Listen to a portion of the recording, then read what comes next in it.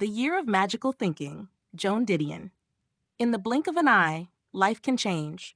For Joan Didion, that moment came one December evening in 2003. She and her husband, writer John Gregory Dunn, had just returned home from visiting their gravely ill daughter, Quintana, who lay unconscious in a New York hospital.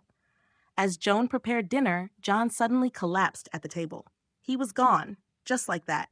In the silence that followed, a chasm opened, and Didion stepped into the strange, suspended realm that grief creates. In the Year of Magical Thinking, Didion walks us through the year that followed John's death, a year shaped by shock, denial, and an almost mystical effort to make sense of the impossible. Her daughter remained in the hospital, drifting between life and death, while Joan tried to hold on to reason in a world that no longer obeyed logic. She found herself clinging to rituals, avoiding giving away John's shoes, believing, against all reason, that he might come back and need them. This magical thinking, as she calls it, became both her refuge and her undoing. Didion's mind, always analytical and precise, turns inward, dissecting the anatomy of grief. She studies medical reports, replaying the night of John's death like a scene from a film, trying to locate the one moment she could have changed. She reads about grief, about sudden death, about the science of the brain. But knowledge doesn't dull the ache.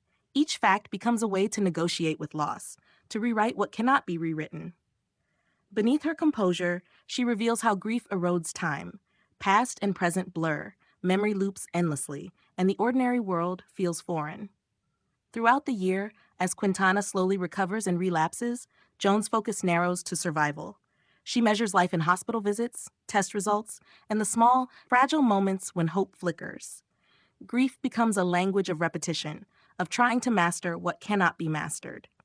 And yet, even in despair, Didion's prose gleams with clarity. She shows us that grief is not clean or linear. It's a tide that pulls you under, lets you breathe, and pulls you under again. When the year finally closes, she understands that there is no way back to who she was before. The magical thinking fades, replaced by something quieter. Acceptance, or at least the beginning of it. Love has not vanished, but it has changed form, woven now into memory and language. The Year of Magical Thinking is both her elegy for John and her testament to endurance, a record of how a mind, shattered by loss, begins to find its footing again. Through Didion's eyes, we see that mourning is not forgetting. It's the act of learning to live, sentence by sentence, with what will never return.